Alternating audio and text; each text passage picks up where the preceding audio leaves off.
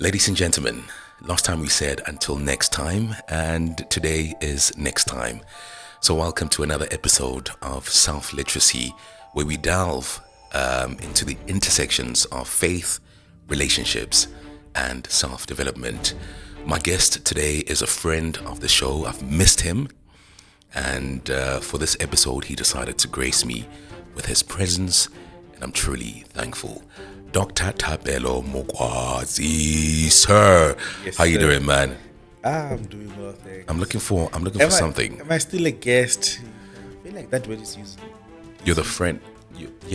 Friend. Friend, because I'm no longer a guest. I'm a Okay, friend let of the me show. welcome you. Okay.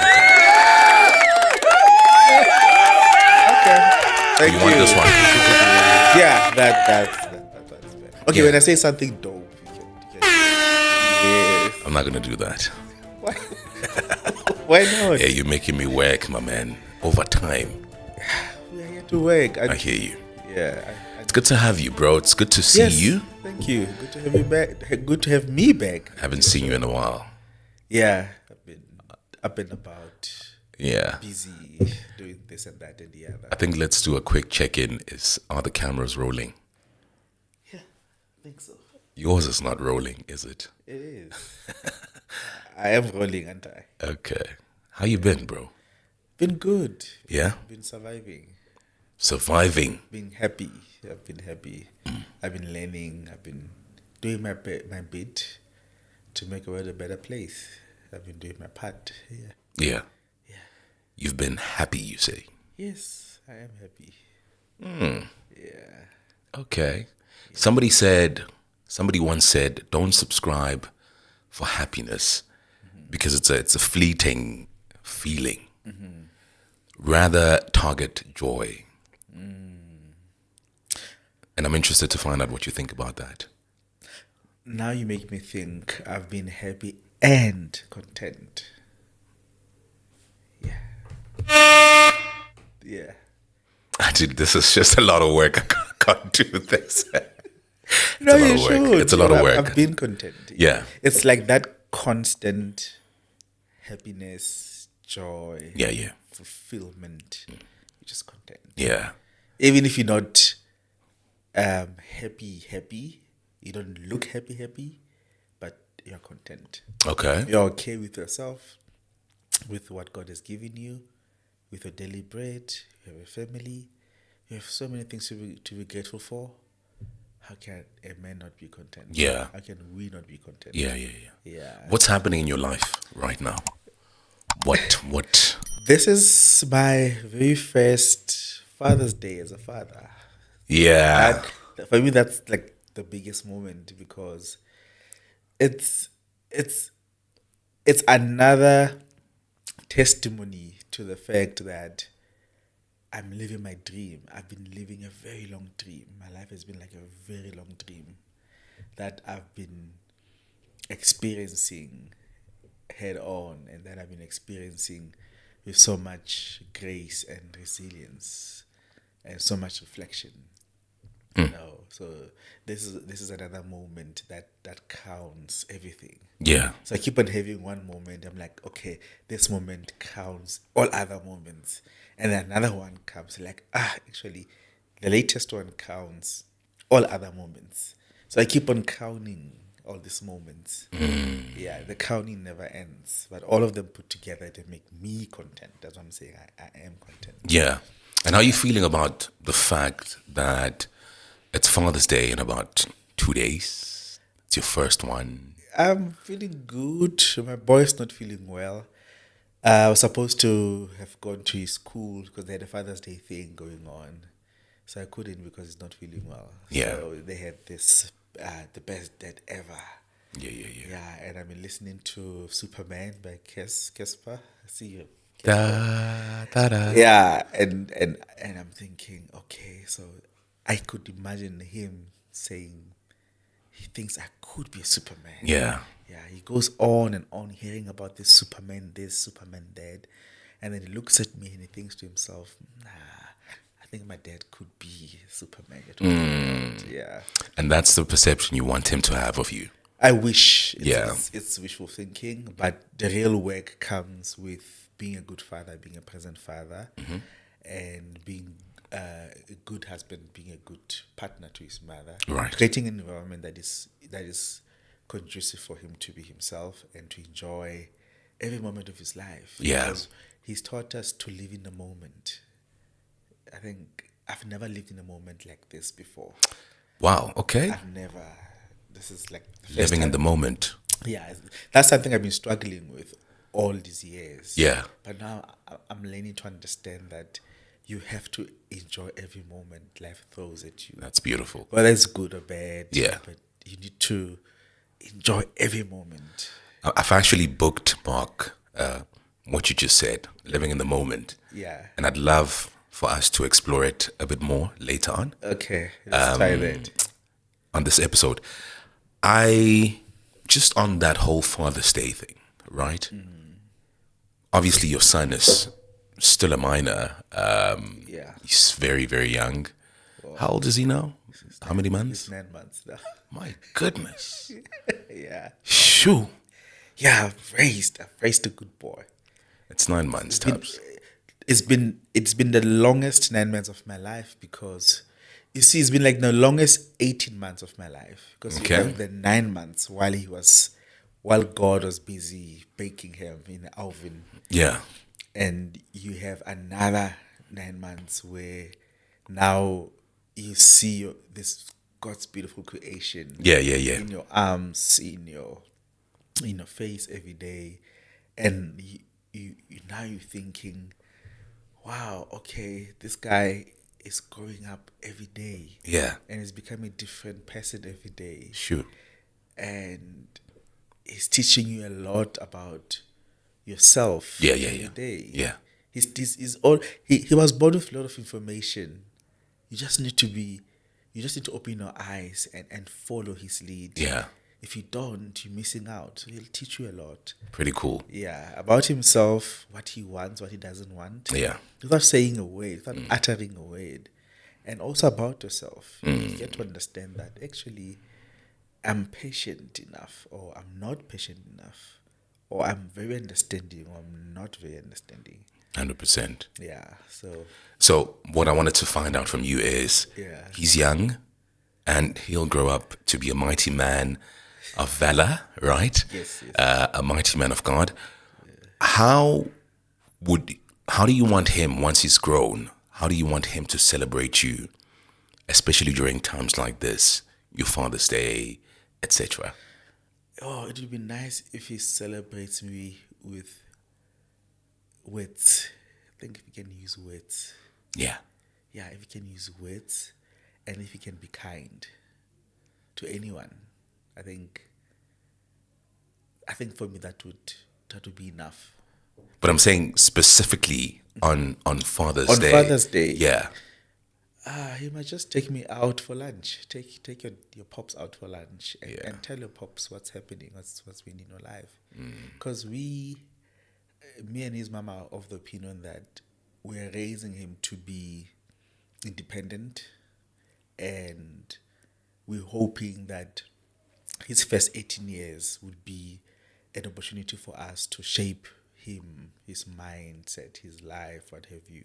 But as soon as he turns 18, we're hoping that he would have gotten enough, or at least a hang of what you're trying to Right. convey to him, such that he goes out there, he lives his life the way he wants to, Yeah, yeah, yeah. for as long as he's happy and he Yeah. doesn't hurt anyone. Yeah. And that would mean I won't always be on his dial to know, hey, what's happening. Yeah.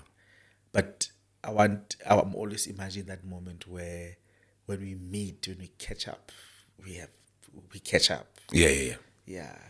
Okay. So that's how I would wish. Because I have to tread very carefully. You don't know how things are gonna pan out. Definitely. And you don't know how kids are. 100%. How they think. Yeah, yeah, yeah, yeah, But you yeah. can only hope that in their starting 11, at least you're on the bench if you're not in the starting 11. Yeah. You know what the scary part is? Shomla Dandala once said something so profound. He was like, you can be present as a parent, absent even. but that does not guarantee that you'll have successful children. Yes, that's the thing. And I find that to be so scary because I'm like, whoa, What is I always that? say to his mom, because everybody says, "Oh, your child is cute. Oh, he's a cutie," Yeah, like he's supposed to be a spoko. and Like, I'm like, "What?" nothing. Okay. And I'm like, "Yo, imagine this cute little man with no substance when he opens his Sure. mouth." If We do get a lot of that. if there's anything, I'll have to teach him how to read. I'll have to teach him how to fall in love with words. So he has a lot to say. He has a lot to think. 100%. He loves poetry. He loves art. He loves No, he philosophy. does not. That's what you love. No. Hear me out. All I can do is to say, hey, here's an environment for you. Yes. And then you decide what works for you and what doesn't 100%. work for you. I like But The lawyers are calling you. no, come on. But the Yeah. most important thing would be he at least needs to have the basics. Okay. He needs to we no longer live in an era where I can say he needs to understand the pop culture. 'Cause Yeah. Pop culture today is something else. Yeah. I would say, look, you need to understand the pop culture.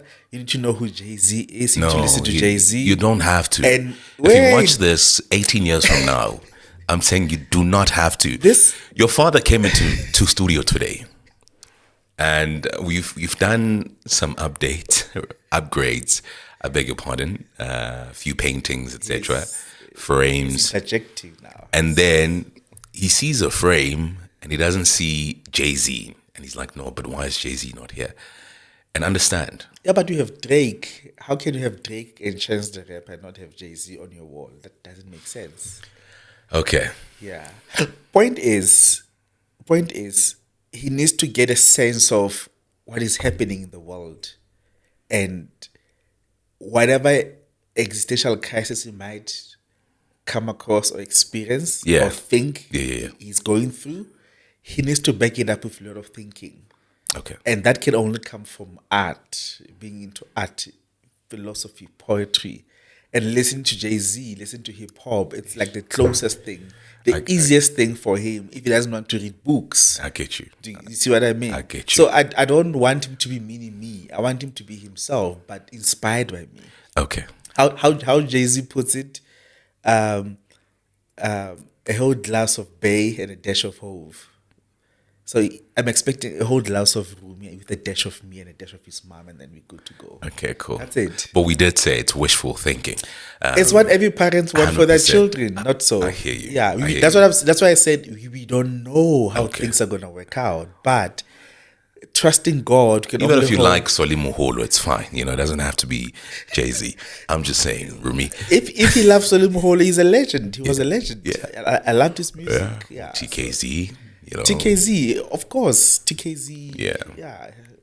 Look, I'm excited by the Kaizer fact Chiefs. that he's obviously a Kaizer Chiefs fan. He loves. You can't say he's obviously No, that. it is obvious. No, it's because not. I have a How is Kaizer it? Chiefs match. Yeah. Whenever I'm holding him, Yeah. he's always touching the logo, Kids will humble you. feeling it. Kids. No. Hear me out. I have a friend of mine, Sam Styrex, shout out.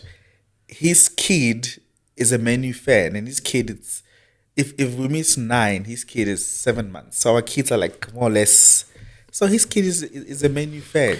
Okay. And we spoke about it. It's like, no, but some things are just they befall you. You don't, It's you don't wishful plan. thinking right now. It is. I never planned to be a Kaizer Chiefs fan. It You just and I happened. can talk about this when they are 3-4 years old, right? We can revisit this conversation to say, okay, yes, they are Okay. a Kaizer Chiefs fan, Let's a Man United fan. let's put it this way. You are saying you are encouraging your children to be fans of losing. But you just won a Nedbank Cup. What are you talking about? You don't losers anymore. You're winners. Sir. Come on. Point is, as things stands, Yeah. he's a Kaizer Chiefs fan. That's the only team he knows. He's never seen any other logo. Wishful he's thinking. only singing. He's never seen any other logo. Wishful thinking. He's never seen any man Okay. wearing any other jersey. And I'm not suggesting you must come to my house and wear your Orlando Pirates jersey and hold him and then say, Rumi, my boy, this is what you must support. I'm not suggesting any of that. Yeah. But I'm saying 9 months later, his entire world is revolved around Kaizer Chiefs. Okay, That's cool. all he's ever seen. He's never seen Olympic Marseille jersey or Inter Milan or Orlando Pirates or Sundowns or Jomo Cosmos, whatever. He's only seen one, and that one is the mighty Kaizer Chiefs. Okay. That's it. Let's park it there. I never said, hey, you must be a Kaizer Chiefs fan. I just wore my own Kaizer Chiefs merchandise. The next thing, Umjita is always fiddling with my logo. He wants to touch it. But I mean, he fiddles with your Nike logo as well. Yeah. Your Adidas logo. So that's why this what you're saying has no base. It does have a base because it's one way of saying It's wishful thinking. Can we just agree no. that it's wishful thinking? It's still not a wishful thinking. Okay, cool. It is what it is. He's a Kaizer Chiefs fan. Can we park it here? Because we're not going to finish. We're not going to finish. I just want to stop and say, listen, if you are a voiceover artist, whether you're starting out or you've been in the industry, Voiceovers and stuff has some really, really cool training programs. You can check us out online at www.abutivoice.com. That is www.abutivoice.com. We offer single sessions and we offer a workshop which is more comprehensive. All right. Yeah. Taps, Yes. it's good to see you, like I said. Yes. Yeah. See you too. Thanks. Thank you. I've been well. Okay. Actually, my week started off rough. Yeah, it started off rough. I think there's something I need to tap into, I guess, for lack of a better word, revisit. I think I have a spirit of rejection within me. Okay. What are you? No, I rebuke that. saying? I rebuke that. I let me rephrase. Because what I started praying this week is I rebuke and reject the spirit of rejection, and I receive the spirit of adoption. What I meant to say was, I think I battle with rejection. And I think it's something that stems from my younger years, etc.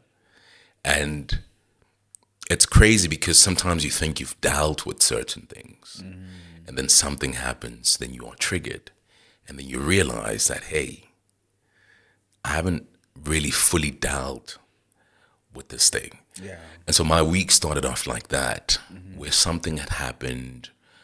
I couldn't make sense of it. I couldn't understand why that thing happened. And I think the feeling that I was getting was rejection. And it was really hard because there was a back and forth between me and that thing. And it's not something I did, it's something that someone else did. Which reminds me of the one thing I like to say to people, that it's crazy how we are responsible for our own healing. Yes. Like, you could do something to me, you could hurt me and do all those things. But at the end of the day, the onus is not with you, it's with me.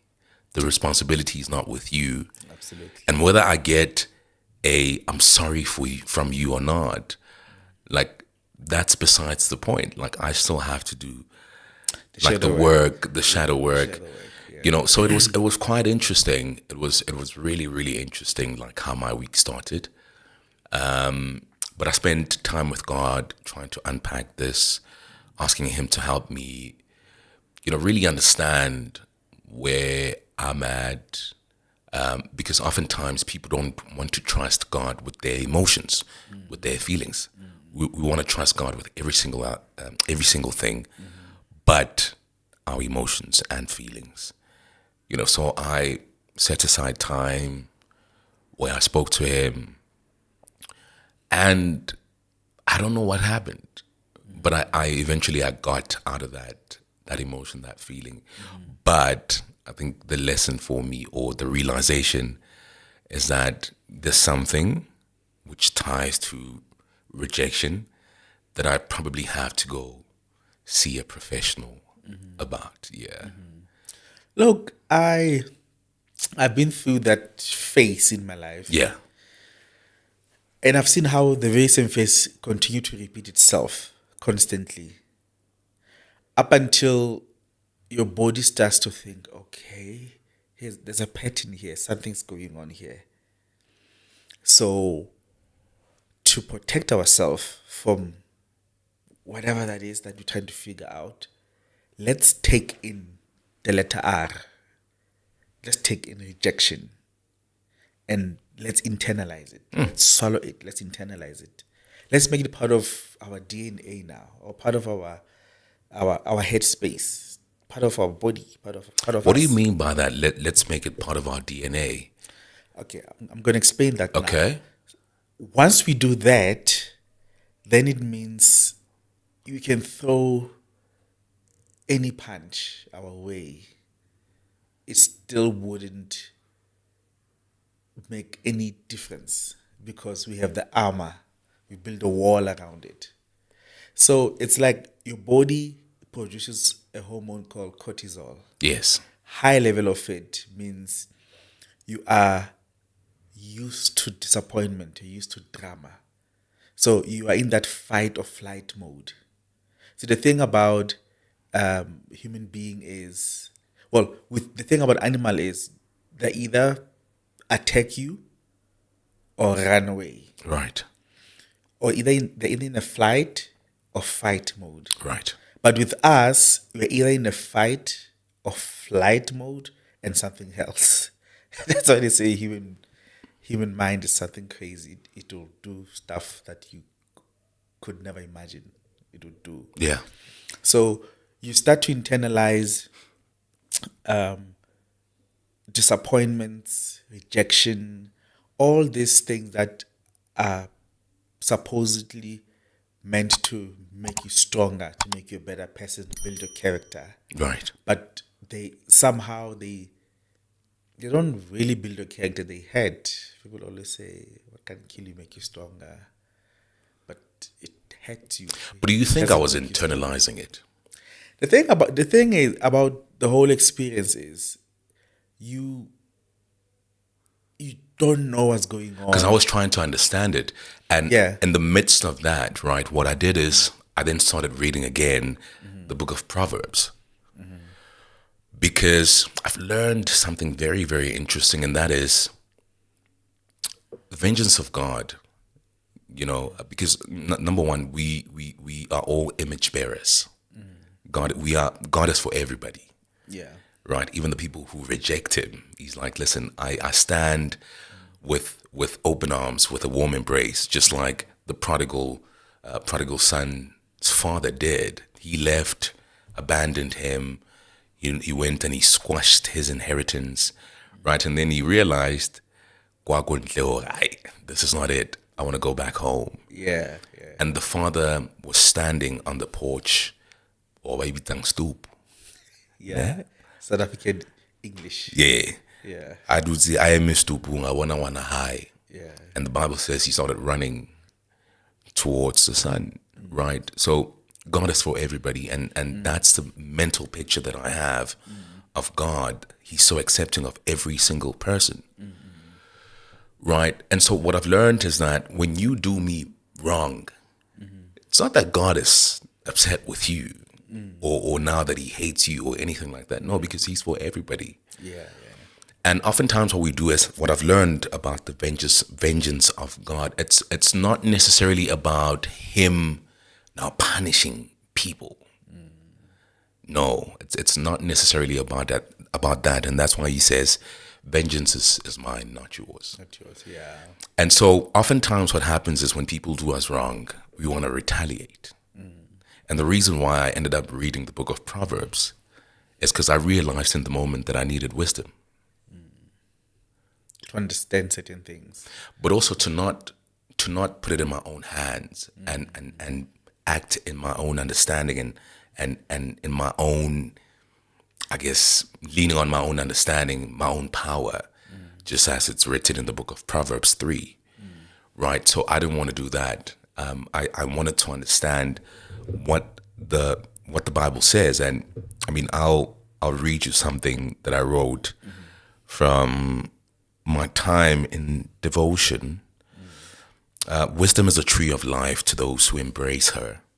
Happy are those who hold her tightly. My child, don't lose sight of common sense and discernment. Hang on to them, for they will refresh your soul. They are like jewels on a necklace. They keep you safe on your way, and your feet will not stumble.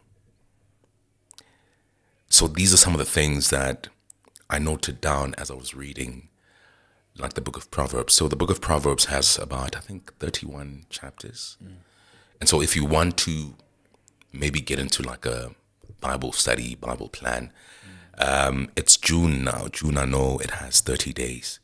Maybe start in July, because there's 31 days in July. Then you know for every single day you have a chapter that you read. So that's why I ended up reading the book of Proverbs, because I was like, I don't want to lean on my own understanding, God. I don't want to do this in my own might, right? In my own power. God has a different vantage point. We are so limited as individuals. Yeah. Right now, I'm like, I'm going to retaliate. Then I do something terrible, and it's like, you could have avoided that. Look, for me, the whole issue of actually, I need to finish my story, but Right. I'll get to it. The whole issue of rejection and vengeance and stuff like that. To me, it always sounds like you cannot have them in the same space. You cannot have rejection and vengeance in the same space. Because unless you've dealt with rejection and you understand, You cannot have them in the same space. you cannot. Because, What do you mean? Because one forces you to do the shadow work. I've been rejected. You need to understand that it was not your time. You're not the only one. They wanted a better person. That doesn't mean you're not better than anyone else. Just that they thought this particular person is good for the particular cause. So it once you are in a space where you do a lot of shadow work, it will be difficult for you to seek revenge. I think that's where God comes in, because you're thinking, God, this hurt me, but I'm okay with it. You know why things happen the way they happen. I'm not going to seek revenge. I'm going to let it go, find my peace, dust myself off, Right. get up, soldier on. Yeah. You've done the shadow work. You've dealt with it internally. Right. You have acknowledged it hurt you. Yes. It was not a good feeling. Yeah. You thought you were better. You're the better option, but they felt you're not the better option. Right. But you're okay with that. You're at peace with yourself, Right. because you know who you are. Yes. And you move on to the next one. But if you don't do enough shadow work, they reject you. You get up, you take the bow and the arrow, you shoot at them point blank. That's your way of seeking revenge. In hindsight, they say hindsight is the best science. You realize, I was a bit too harsh. Maybe I should not have retaliated. I should have just let it go. So it takes me back to the point that I was trying to make about being in a fight or flight mode. Especially if you've the thing about human bodies, once you've internalized something, it's like somebody saying, well, I'm from the township. I'm used to poverty. Or I grew up without a father. Who cares? It's not okay, but we've made it okay. We've normalized it. We have a community of people who normalize such things, and it doesn't bother people anymore. And there are parents who would rather their child grow up without either of them, without one of them present, or either of them absent, or vice versa. So it's in doing the shadow work that you realize that whether you become egotistical about it or not, bottom line is you need to let go. If you let God take care of it. Right. If you let whatever you believe in, but for you, you always have to be in a space where you understand that the revenge is not for you to take. it's not your place. No, it's not. It's not. You need to understand your place. You Yeah. need to be. It reminds me of the issue of forgiveness. This what's her name? Khalaletang Kaufman. She played Beauty. I know her, yeah. You know her. Yeah, yeah. She said something very profound. Okay, you know Bonga Pesivila guys. Right. So that's Yeah, why he's a friend. Yeah. Yeah. Whatever. Yeah, he comes here, you know. Yeah. Yeah. I hope you pass. Yeah, I you know pass my people. message. I hope you pass my message to him. Yeah. Yeah. So point is, she spoke about the issue of forgiveness. Right. I don't know what is the etymology of the word forgiveness in English. Yeah. But then she spoke about it in Setswana or in Sesotho. Ke kopa tshwarelo. Ke a o tshwarela. I forgive you. But she said, I hold a space for you because I know you're not yourself. I don't coward. I know you're a good guy. I mean, we break bread together. We do stuff together. But on kawadil. But I'm not going to dwell into the fact that on kawadil. That's so powerful, bruh. I'm going to dwell into the fact that just me outie. That is get it? grace. That Yes. epitomizes grace. Yes. So now that's part of canons of African sociolinguistic African Hey, doctor. philosophy. Okadile. No, hear me out. I'm getting there. I'm still cooking. For me, that's like the gift our forebears, our ancestors left us with. Because everything, all the wisdom, it's embedded in the language. It's embedded in the everyday speak. And that's what I want for Rumi, to understand that everything around you has nuggets of wisdom and information. Listen to that song, pay attention, look at that artwork, ask questions, be curious. Right. Why people do things the way they do, why people act the way they act. You see? Yeah. Yeah, and this brings me to the story that I want to read. I also have a very short story about one of the most interesting human being of all time, and his thinking and how he saw life. I find a lot of grace in how he looked at life, even though you could look at his life today and feel sorry for him. Who's that? Franz Kafka. I don't know if you know Kafka. No. Yeah. Polish, German, classical writer. So he has a book, collection of stories called Metamorphosis. So he wrote such a beautiful stories, and towards the end of his life, he told his friend that, listen, I have this collection of stories. Please do not publish them. And then his friend, and you promise you're going to publish them? And his friend said, yes, I'm not going to publish them. And then the friend read the book, the manuscript, and he thought, after he's passed on, and then he thought, Kafka is mad. I am going to publish these stories. So today you must get the book Metamorphosis. It's a collection of stories of Franz Kafka. But what I was saying is, I'm holding the space for you, knowing Gwenamang.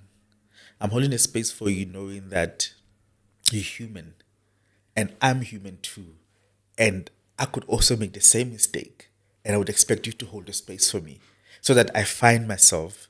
I do the shadow work, I do the healing, I understand how much pain I've inflicted on you, and I think differently and become a better human being. That's interesting. Now, I want to throw a spanner in the works, right? Yeah. Should there be a limit, an expiry date in terms of us holding the space? It's a lifelong conversation, and it's understanding that you're human. So we should never have a posture of, hey, after 3 times, 4 times, I'm no longer holding space. On a more philosophical level, we are bound to make mistakes. We're humans. I hear you. But whenever you make a mistake, whenever you make a mistake, it's temporal. When it happens that you make a mistake, we know how to deal with it. When you are happy, we know how to deal with it. When your child is bored, we know what to do. When you want to get married, we know what must happen. Like, there's always an outlet for every You know, human experience. my problem with people in academia, right? And I'm in academia, and I really try and not do this. I see it a lot in my interactions with professors, with my friends who are in academia, you name it. Oftentimes, they do not answer the question. Now, and I'm going to try and prove my case now. Taps, you're a married man, right? And I love the fact that this is the person you are. You know, you have a wife, you have a son, I have a wife as well. And we're young. It's good. Yeah.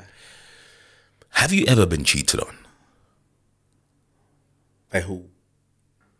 Generally, have you ever been cheated Yeah, in a romantic context? Yes, I have. You got cheated on. Yeah.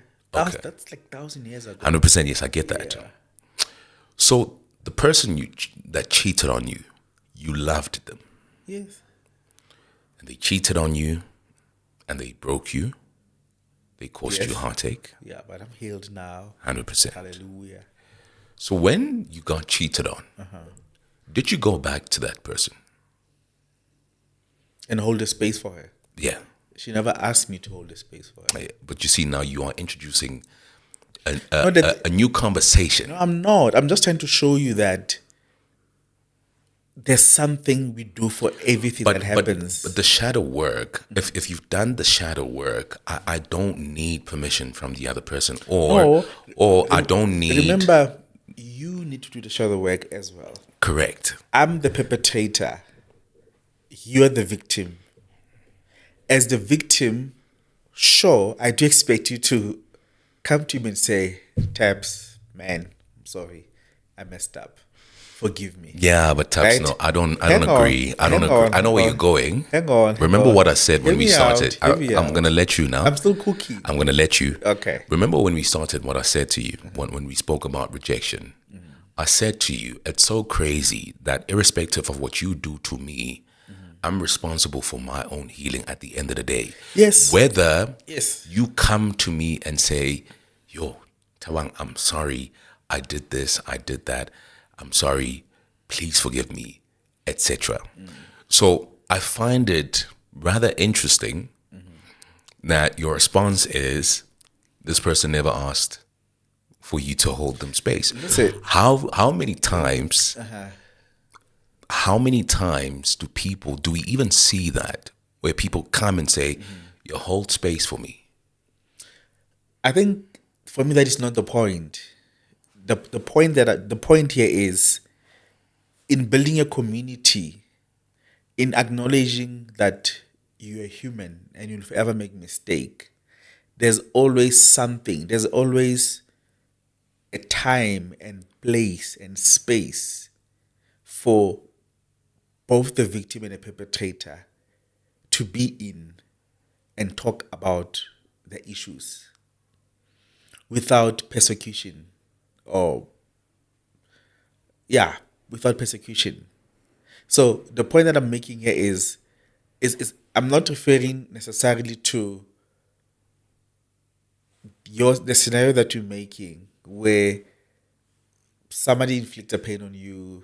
It says a lot about them. Of course, it says a lot about them. It doesn't say a lot about you.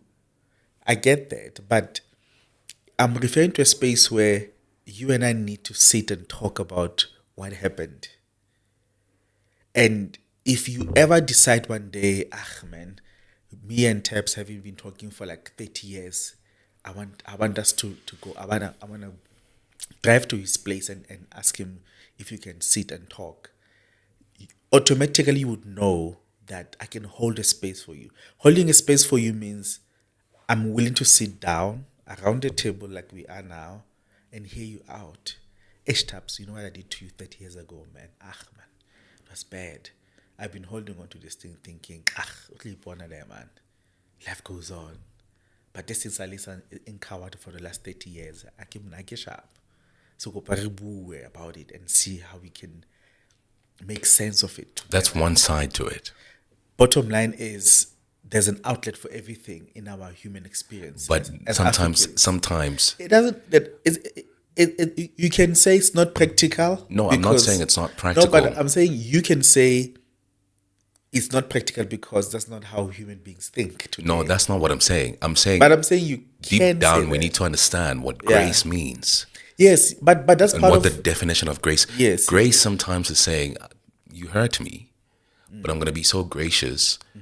It's not even going to be a thing. I'm not going to think about it. We don't have to talk about it even. yes, but I'm creating that space." but look at how I've defined it from both English worldview and African worldview, or should I say Western worldview and African worldview, both from English and Setswana or Sesotho. Yeah, there's a disconnect. It means something completely different. I don't think so. It I think it does, because an African perspective has a lot more sense, in my opinion, Yeah. than an English one. Yeah. Unless somebody says, no, actually, if you read the etymology of the word forgiveness, Right. it means exactly the same thing. Then I'm Yeah. like, oh, okay. I take the point. I'd love to tell you a Yeah. story. Okay. A couple of years ago, my grandmother was still alive when I was still problematic. It's holidays. I'm visiting her in the Northwest because that's where she stayed. And so I go MIA because at the time I was problematic. Wait, did you say you were problematic? Yes. At the time I was problematic. Okay. And then I was gone for like 3 days. Okay. Yeah, just having the time of my life. Okay, the storyline goes, a troubled teenager goes AWOL for 3 days, left his granny worried, and action. 100%. You had a troubled teenager. Let's see how you would navigate the situation. 100%. Okay. So I'm gone for 3 days. Eventually I come back. I think it was either a Saturday or a Sunday. I can't remember. And I think this changed everything for me.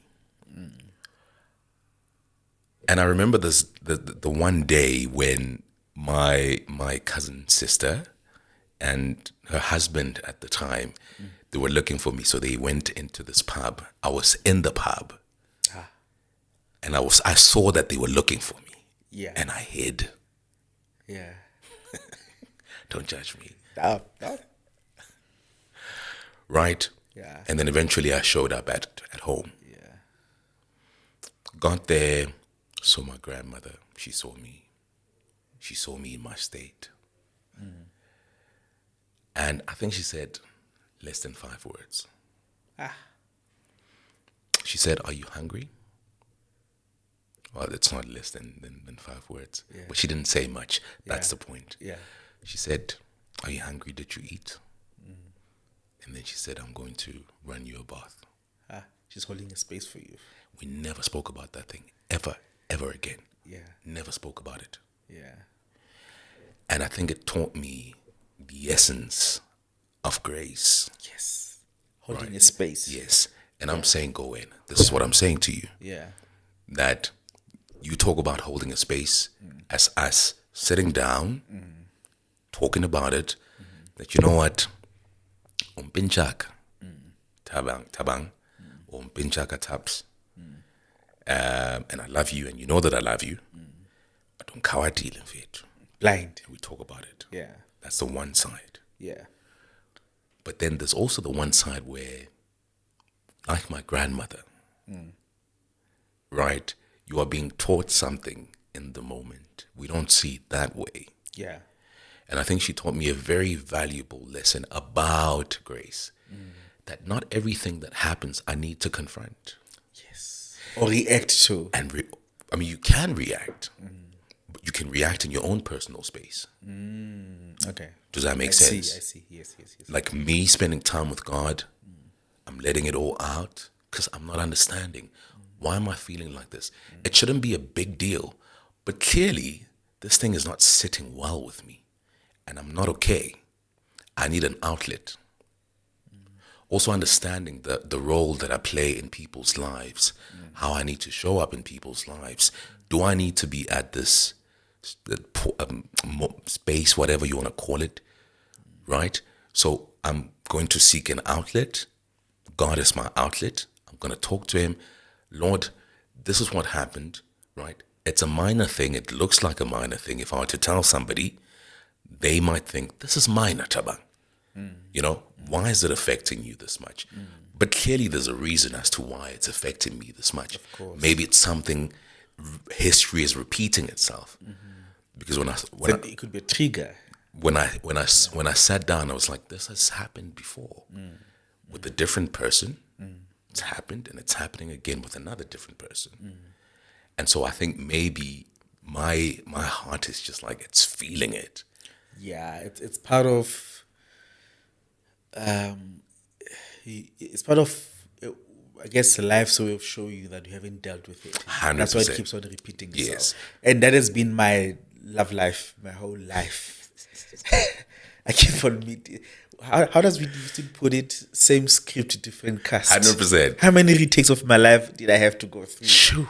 Yeah, to find my superstar. 100%. Yeah. So the reaction part is you can react, but react not when you're around people, because if when there's people around, you might react towards them. Look, I can also say part of it is she's a grandma and you're a grandson. I wonder if she would have reacted the same if you were a girl. It could be. I'll never know. You never know. Yeah. That's what I'm saying. We have this one thing of holding a space for each other, but we cannot dictate how it happens. Yes. But all these other paths must lead to this one thing of powerful. holding a space for each other. Whichever powerful. way we can, whichever way it makes sense for us. Very powerful. Visually. Very powerful. Yeah. I wanna stay in the same context, right, or in the same space, but a different context. Yeah. You are aware of what happened to Olerato. Yes. I've been following the story. Can you briefly tell us what happened? Oh God, I don't want to Briefly, jinx it. Yeah. But it seems she was assassinated. Okay, she was murdered. Let me put it that way. It's a femicide. But assassination is a big word. Yeah, it's a femicide. Yeah. By someone she went Potential out, boyfriend. potential boyfriend. Yeah. Someone she's met in Bloom and they met in Johannesburg again in person, and then she gave a friend. There's this app, Find Me. She told them that you must have this app on. If You don't hear from me. hear from me, just know that something It's sinister wrong. is Yeah, happening. Yeah. So, I mean, we've had a lot of those. A couple of years ago when I was doing my honors, my research paper was on mockumentaries. So mockumentaries, Oh, yes. remember that? I remember that. So they mimic the style and format of a documentary, Yeah. but the execution is different. So they use humor, Yeah. Right, Sarcasm, sarcasm, satire, fun, and all of that. to put the points across. Yeah. And so my paper and the movie, because we had to shoot like a movie, right, was inspired by Lerato Mokoena, who was murdered and burned. By Sandy Lemans. Yeah. Java made a beautiful song called Impilo about the whole experience. I'll definitely listen to it. Man. Right. So I was talking about it on my way here in an Uber. oh wow, Yeah, interesting. it's the same, so yeah. Very The interesting. Uber drivers listening to Cozy FM and Yeah. they use some of the words Java used in the song. Kalazome Mdagama. That's the opening word of the song. Interesting. So Kalazome means cry, but always come back. Yeah. Don't dwell too much Yeah. in crying. Yeah. Yes, crying is your body's way of releasing Yeah. whatever is hurting you. It's Yeah. your body's way of saying, okay, we are in a crisis. Let's just let it all out so Yeah. that we can rejuvenate ourselves. 100%. Once again. Yeah. That's very beautiful. Yeah. I think I said something similar on Tato Rambedi's podcast when we were closing off. I was like, cry, but don't dwell there. Till today, I can't fathom how Jesus Christ, cried. This is Jesus Christ. So if he cried, why do we feel the need to have it all figured out at all times? So cry is, but don't dwell there. Very, very powerful. So inspired by Lerato Mokoena, I did my movie. But what I did is, so mockumentaries, like I said, and then I took the whole femicide thing. I took the whole blessa blessy trend. Remember, it was a big thing by then. And then I just switched. I literally switched the roles. So instead of the men killing the woman, you had the woman killing the men. Instead of the men being the blessers, you had the woman being the blessers, right? And I was trying to depict to society what is happening. And I thought about like posting it, but I was like, people might not grasp what it is that I'm. Yeah, unfortunately. 100%. Yeah. So it has become such yeah, an issue. yeah. So me personally, right? I think I'm gonna be a dad girl, and I think for the longest time that's what you thought. But obviously, God decides. You wanted a girl, right? But you got a boy. Still want the girl. 100%. Still do. Now, my question to you, in the context of holding space, etc. Yeah. We've seen femicide and all these things, right? GBV, etc. As men, how do we hold space for women? Okay. Let me read you the story of grace and holding space. What Franz Kafka did when he was 14. I guess that will also answer your question. I don't want that. Wait, hear me. Hang on. Listen Guys, to this. Listen hear to me this. out, Listen hear to me this, out. Tubbs. Hear me out. No. Listen to what I'm saying. I don't want philosophy. I don't want academia. No, but that's me talking. I hear you. I didn't be my No. It's philosophy, it's academia. No, but this is a very touchy subject, and I want us to be super direct with it. No, but I'm not With us speaking about how to hold space. Yes, I'm not deviating from such an important question. I'm trying to go back to the issue of grace. Yes. And use this same story as an example. I don't want that. No, but you don't know what the story is about. My thing is, Tubbs. Yeah. I said to you, and I made the disclaimer. Yeah. I said, we are both in academia. I speak to people in academia. I was speaking to my professor last week, speaking to him about the most simple thing, right? Yeah. And he will give me like a very nuggeted answer. And I'm like, Prof, like, I'm asking you about this. Can we talk about this? I hear Francois Van Coco or Kimangene. I can't even get the name right. You had given me a chance No, say my I'm just piece. messing He'll with you. understand where I'm going with this. No, I'm just messing with okay. you. Let me answer your question. I'll come back to France. Yes. But I wanted to connect everything back to the example of how we men can treat women. Okay. How males can treat females. Okay. How fathers can treat their children. Okay. Or how elders can treat children, whether they're related to the children or not, to children or not. But it's that I want to talk about everyday little acts of kindness Okay. that we take for granted as human beings. And perhaps if we show those little acts of kindness enough, we could, even if you scratch the surface, make a bit of a difference. I think that's what the story is about. But we cannot talk about the issue. Did you say femicide or did you say GBV? I said femicide, GBV. Okay. We cannot talk about femicide and GBV without doing the shadow work again. I feel like all of us, every South African, needs to do a lot of shadow work. So we understand each other outside our pain, outside our gender, outside our sexuality, but understand each other as human beings. We haven't had time to look at each other as human beings. I'm human. I don't have an expensive watch. I'm not a millionaire. I'm not white. I'm not a technocrat. I'm human. Human beings drink water. Human beings need a shelter. They go to the toilet. Yeah, like we don't know how to relate to one another on that level. You're human. Regardless of all these worldly things attached to what makes us even more than human beings. what makes us larger than life. Bottom line is we're human. We don't know how to relate to each other in that fashion. So, in doing the shadow work, we need to ask ourselves, in fact, we need to refrain from always being in a hurry to jump to conclusion about GBV and femicide. Oh, men are like this. Ah, women are like that. We need to ask ourselves, what causes men to act so ruthless towards women? Why men are not kind? Why women are not kind? Why human beings are not kind? Why are we not kind to children? Why are we not kind to animals?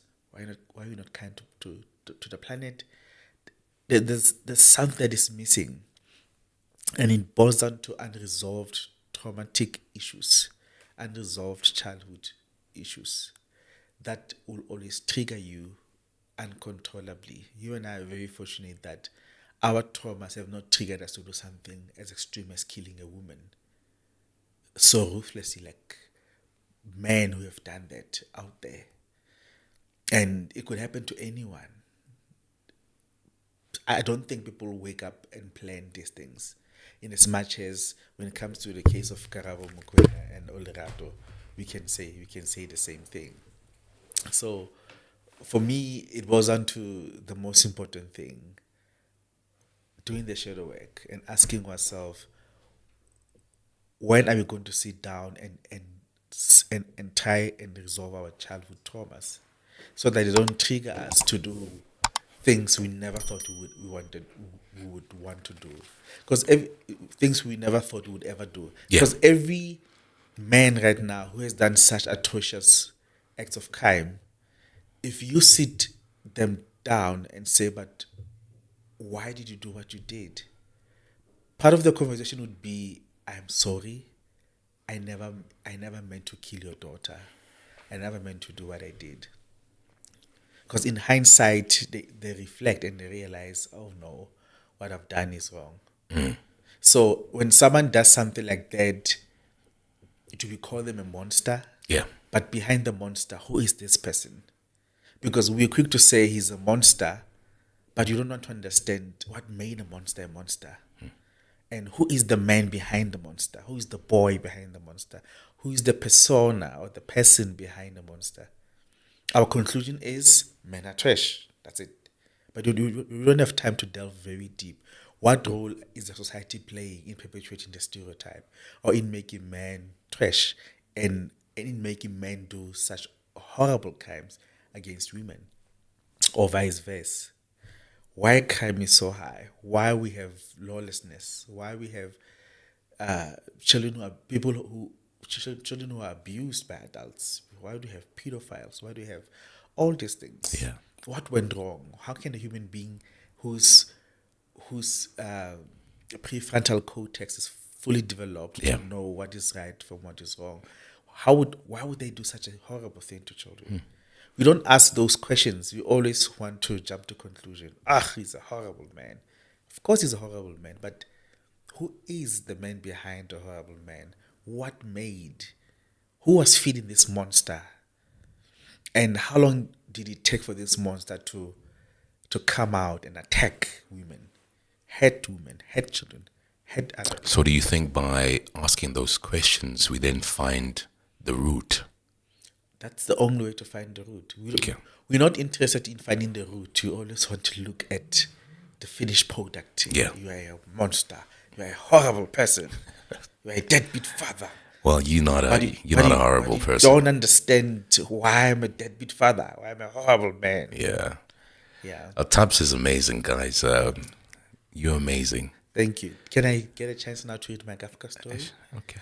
Hey, you're the academia. It's these guys. It's a very literally, this is what we fight about, him and I.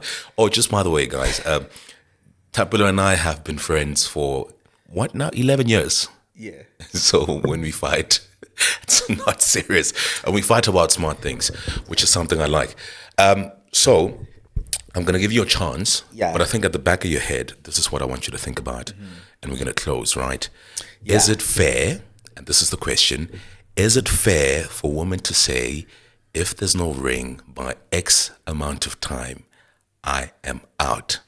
And should men be understanding of that boundary? That is what we're closing with.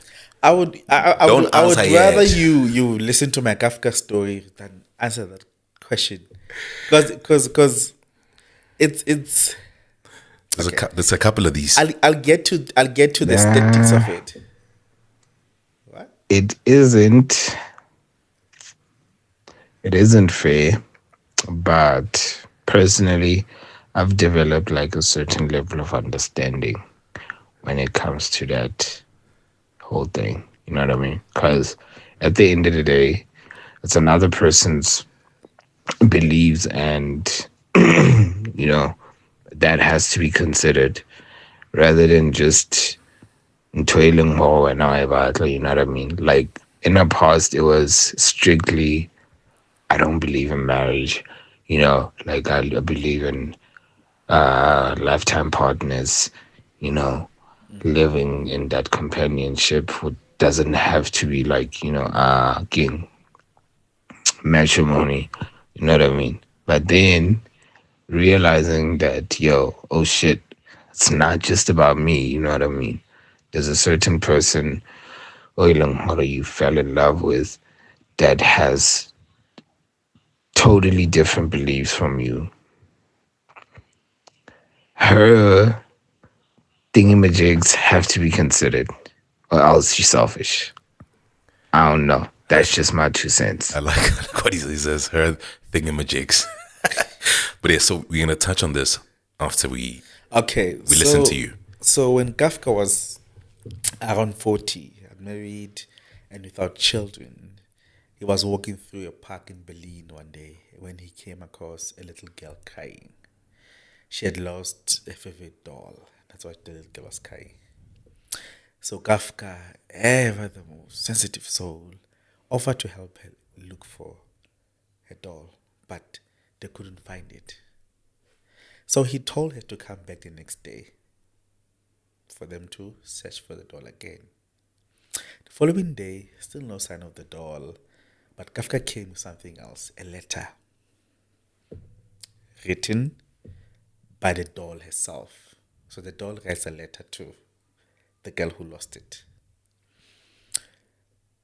It says, "Please don't cry. I've gone on a trip to see the world. I'll write to you about my adventures." That's what the doll said to the girl. And so began a magical exchange. Kafka met the girl regularly, bringing new letters from the traveling doll.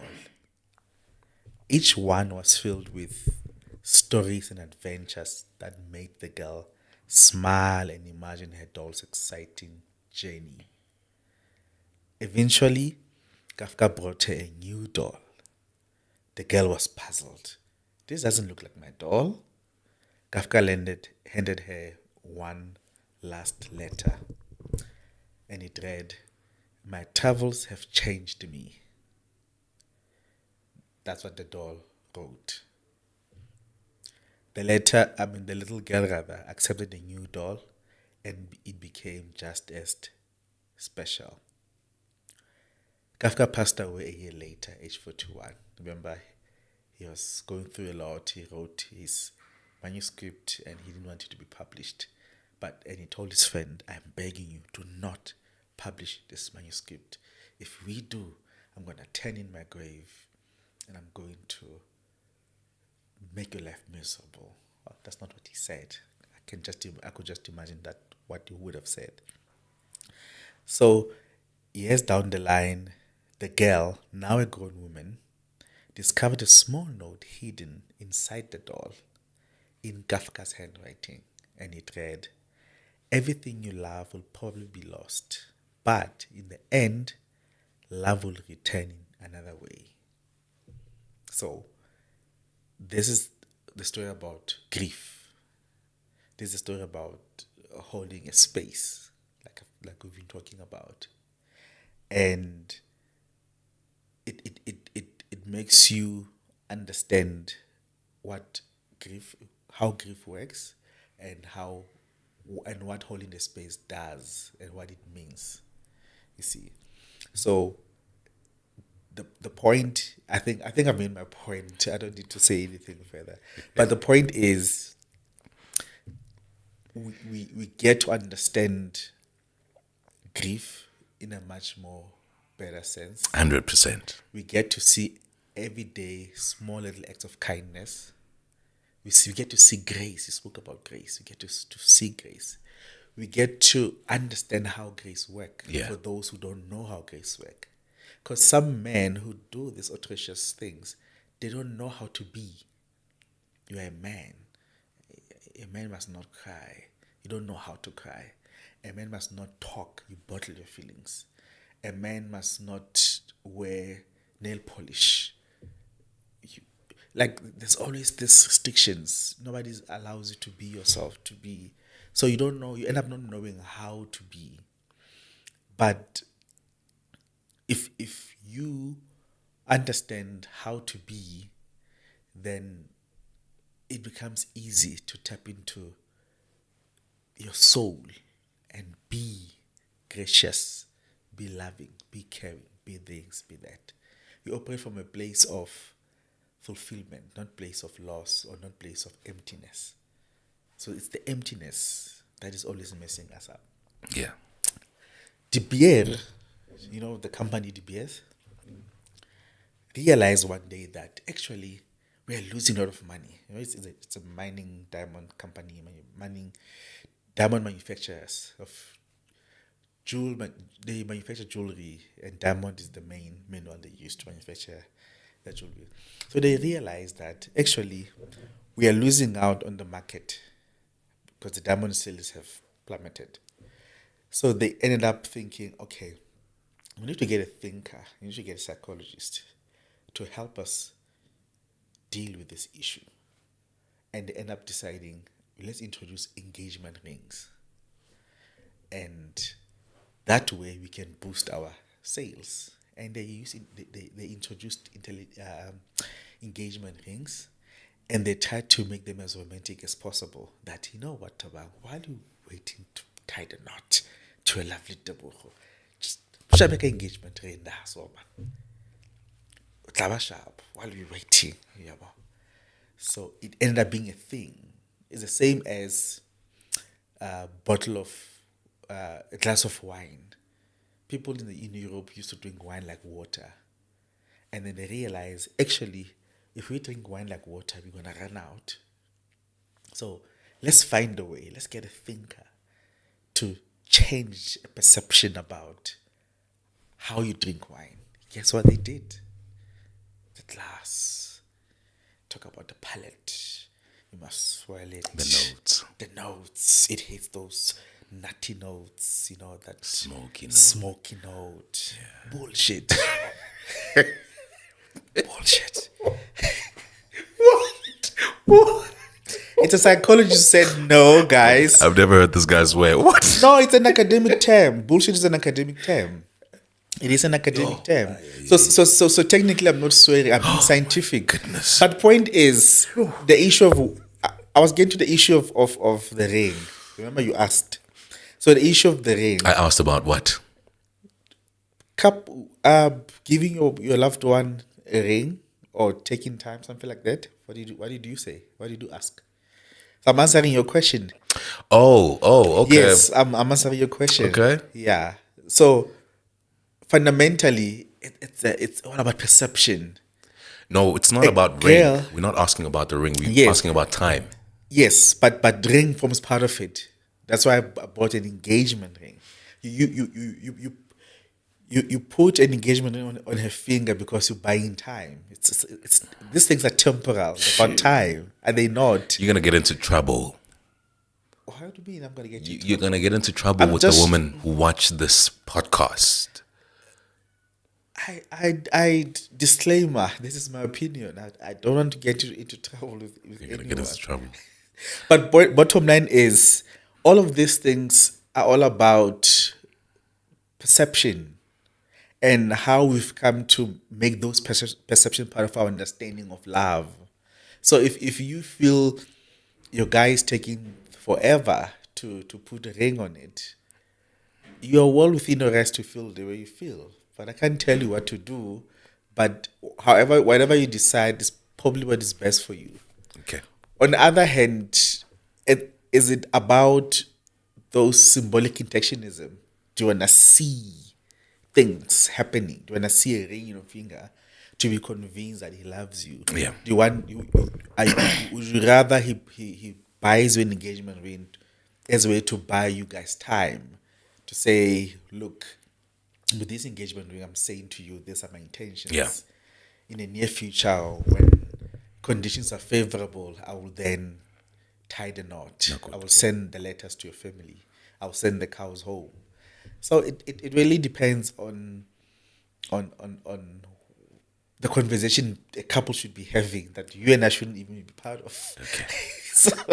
so we and I don't know what goes behind closed doors. Shall we listen to this? Let's go. Lovely perspective. Thank you. As always. Yeah. I really appreciate it. Okay. And you saying we should not be part of the conversation. I'm sure we should not be part of it, but we should influence thinking, right? Yeah, that's what we can do. That's what. Yeah, I think it is fair. I mean, time is a commodity that you can't really get back. Like time is a mile. So it would make sense for that boundary to be put out there, so that motivates or where is the relationship heading? Yeah, I'm not gonna play all of them. They're quite long, so I'll play a couple of seconds. Hey, Ceci, I hope you're good. That's sort of all my bad communication skills. Oh my goodness. What happened? But like within a minute, what? I feel like I'm gonna like go over the minute. So yeah. For me, like I guess I understand like from the lady's perspective because they don't want to wait too long, you know. And I guess I don't know. Yeah, I'm not sure like what goes in their minds really when they say like if there's no ring by this time, then I'm basically bouncing. But at the same time, it's kind of unfair for the guy because like there's implications that you might not know of, and at the same time, like it's all in God's timing too, So, like I could understand the reason for women saying this, especially if they see signs or action when not just not serious. But if you can see it or not, when not just like serious, then you shouldn't really pressurize the person to be, saying, or if I'm not married by this, then you're out. Because what are you rushing for, firstly? Okay, I'm gonna stop it there. It's all in God's timing. Well, I believe that if it's in God's timing, even you dating, it must be in God's timing. Yeah. It's interesting how we use God's timing in certain contexts, right? All I'm saying is, qui sera. Whatever will be, will be. Yeah. That's it. Hey, my love. Yeah. No, not hey. Hey, love. kid, no, No, I not think playing that. you should play I'm that. not playing Because that. now you're curious. Yeah. We're human beings. My thing is, I don't know what it. I haven't listened. We to don't know. these. No, We haven't listened to it definitely. either. No way. We haven't listened to it either. Okay, baby. So I've decided. No, I'm not playing that.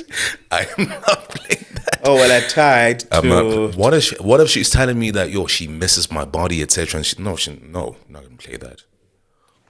Okay. Hey, girl. Okay, so firstly, I think it is okay. It's okay for someone, a woman, to say that if there's no ring by a Who's specific that? time, I'm out, because Friend. then we find that women end up being in a relationship for such a long time that man is not even willing to marry them. I think also in the same breath we could say that if the intention is to marry, or right, that for them to be married, and the male can't commit to that at that time because of finances, but it's fine, then it's understandable, because then the man is like, but I can't marry you into poverty, So, I mean, like, it's like, okay, cool. If there's no ring at that time, then it becomes a gray area, because then it's not like the ring is not coming. But I think it becomes a problematic thing where the male part is not having conversation about marriage, and they're not showing intention to marry this person. I'm gonna stop it there. Where Look, Let's stop it there. Yeah. for me, it boils down to what kind of conversation are we having at the beginning. Yeah. You must set the tone. Whatever you 100%. say, you must set the tone for where we are going with this, so Yeah. that we know that, okay, I know from here to Sentin, I'm getting off. Because this car, it's going to Maputo or wherever it's going. But I'm not going with it there where I it's get going to that. So stop. Yeah, I think it's fair for everyone powerful, to know. bro. Yeah. It's So relationships need words, and you find that people are I not think- communicating enough. Yes, and also if okay, in my experience, I knew exactly what I wanted, Yeah. and I was like, I saw myself as the chairman of the board Sure. with the blueprint. Wena Bobby Mutau. Yes, I was Bobby Mutau. Wakena Bobby Mutau. Yes, Mumamedi. and then I was like, okay, we need a good CEO to run this ship for us. So I already knew what I wanted. I felt I'm ready to take this step, and I wish to take the very step with the lady who's willing to take the very step and also ready. So the onus is on us as Majita because we're the one who initiates this whole conversation. What about is go diamond walk, Minding her own. minding her own business, but you're the one who goes to her. You must go to her with a plan. NIGGA. You must go there with a plan. This is such a tricky Go question. with the plan. And it's actually the opposite of, do you think it's fair for men to leave if they pop the question and the woman says no? Because what does that mean? Because most men, or the general answer would be, yeah, nah, this person doesn't love me. As opposed to thinking the woman is not yet ready, right? But to answer your question, is it fair for women to say, if there's no ring by X time, I am out? Shucks. I think it's fair towards them, you know? I mean, they have their goals, they have certain things that they want to reach at X time. And I think the one thing that we always need to put in context is the biological clock, because that matters the most to them. Most hands that, or women that would reason with said mindset is they're thinking about marriage, starting a family, and time is ticking. So they will put a deadline on the marriage question because there's certain things that they have pre-planned in their lives, you know. I'm going to stop it there. It's quite long. It's quite long. You were saying in I the was back, saying, in the background. why are we talking about the biological clock? Say, for instance, a guy meets a girl. Maybe they are both, maybe he's 25, the girl is 23, right? Or the girl is 22, he's 24. And they date for about 4 years, right? By the time 4 years hits, the girl is about what? So she's still young. So what does biological clock have to do with anything? I think for me, there's no formula to it. Yeah. Let's do this now. Let's formula to it. let's listen to a few more seconds and then wrap it up. Okay. Cool.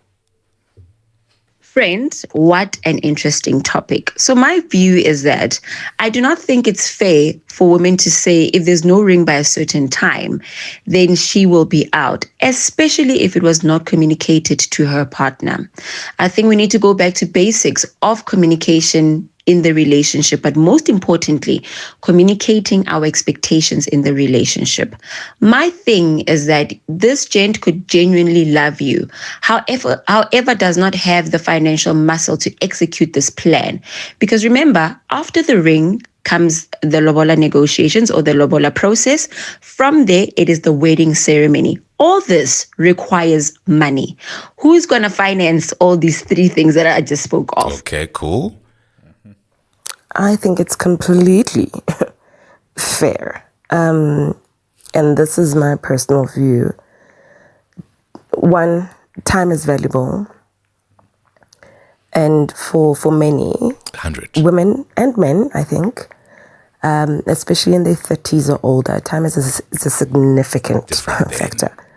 You know, wanting clarity and that direction of wanting to know where the relationship is going is not about pressure. It's about being intentional. Okay, cool. Gonna stop it there. Yeah. One more. Yeah.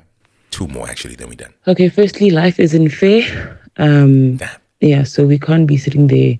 The question shouldn't be, is it fair or not? Because life just isn't fair, right? And someone can meet those conditions of that boundary, and someone else will feel it is too much for them, or they are unable to meet those requirements, right? But to ask whether or not someone's boundaries are fair, if it's healthy boundaries, right?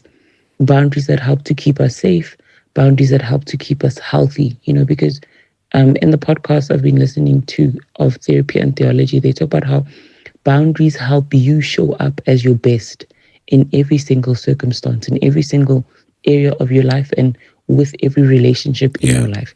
So if your boundaries are healthy and all of that, then you're saying, listen, for you to have access level 10 to me, you need to be showing up with responsibility level 10.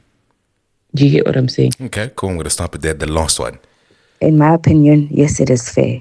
And it's not even a matter of men should or shouldn't understand.